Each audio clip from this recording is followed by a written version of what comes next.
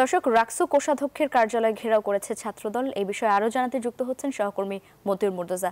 মুর্তজা, ছাত্রদল কেন কোষাধ্যক্ষের কার্যালয় ঘেরাও করেছে আর সেখানকার কি পরিস্থিতি দেখছেন জানাবেন আমাদের।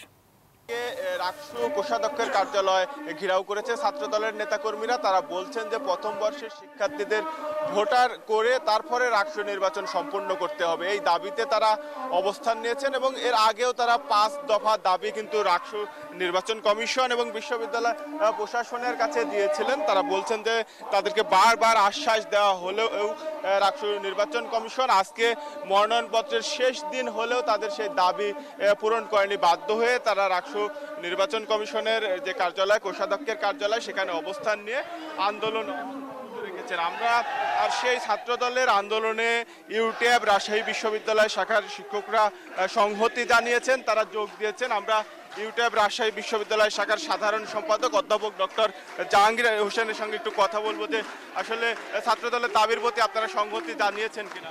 আপনারা জানেন, দীর্ঘ 35 বছর পর আনন্দঘন এবং জাঁকজমকপূর্ণ একটা রাকসু নির্বাচন হওয়ার কথা, কিন্তু আমরা দেখছি অবৈধ নির্বাচন কমিশনার, প্রধান নির্বাচন কমিশনার যিনি নিজেকে প্রধান নির্বাচন হিসাবে দাবি করেছেন ফখরুল ইসলাম, তার অবৈধ কমিশনারের মাধ্যমে এই জাঁকজমকপূর্ণ এবং উৎসবকর যে নির্বাচন হওয়ার কথা ছিল সেটি এখন ব্যাঘাত হবে বলে আমরা বিশ্বাস করি। কারণ এই অবৈধ নির্বাচন কমিশনারের দ্বারা প্রথম 2024-25 শিক্ষাবর্ষের প্রথম বর্ষের শিক্ষার্থী যারা এই রাকসুতে ফি দিয়েছেন তাদের ভোটার তালিকার নাম অন্তর্ভুক্ত না করে তারা একটি গোষ্ঠীর স্বার্থ হাসিলের জন্য এই নির্বাচন তারিখ এবং তফসিল ঘোষণা করেছে।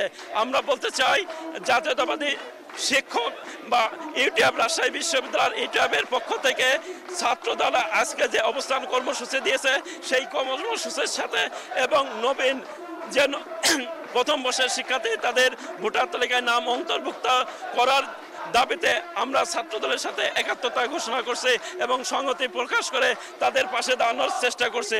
ধন্যবাদ।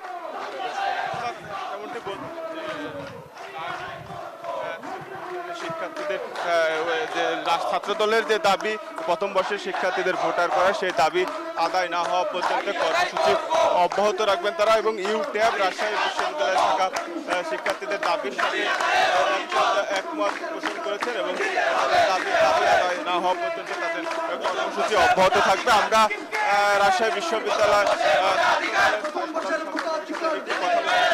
প্রশাসনের পক্ষ থেকে আপনারা কোনো আশ্বাস? এই প্রশাসন আমাদের সাথে কোনোভাবেই আলোচনা না করে তারা তাদের মতো রাকসু নির্বাচন করতে চাচ্ছে, কিন্তু আমাদের যৌক্তিক দাবি রয়েছে যে প্রথম বর্ষে যারা রাকসু দিয়েছে তাদের ভোটাধিকার নিশ্চিত করে রাকসু নির্বাচন করতে হবে এবং এই নির্বাচনের জন্য যত সহযোগিতা লাগে ছাত্রদল করবে এবং রাকসুর উৎসবমুখর হবে, সারা বাংলাদেশের ছাত্র নেতৃত্ব তৈরি হবে এই আশা আমরা ব্যক্ত করি এবং খুবই সহজে ভোটার তালিকা করার তারা অঙ্গীকার ব্যক্ত করেছিল। এখনো তারা কমিটি গঠন করতে পারেনি, তারা কিভাবে রাকসু করবে এটা সংশয় থেকে যায়। আমরা বলতে চাই রাকসু নির্বাচন হবে সকল শিক্ষার্থীর অংশগ্রহণে, এটাই আমাদের দাবি। প্রথম বর্ষের শিক্ষার্থীদের ভোটাধিকারের অঙ্গীকার আমাদের রয়েছে, এটা দাবি আদায় করেই আমরা ঘরে ফিরব ইনশাআল্লাহ। আমাদের দাবি আদায় না হওয়া পর্যন্ত আমরা আমাদের আন্দোলন চলবে, আমরা দাবি আদায় করেই ঘরে ফিরব ইনশাআল্লাহ। যেমনটি বলছিলেন ছাত্রদলের সাধারণ সম্পাদক যে দাবি আদায় না হওয়া পর্যন্ত তাদের কর্মসূচি অব্যাহত থাকবে।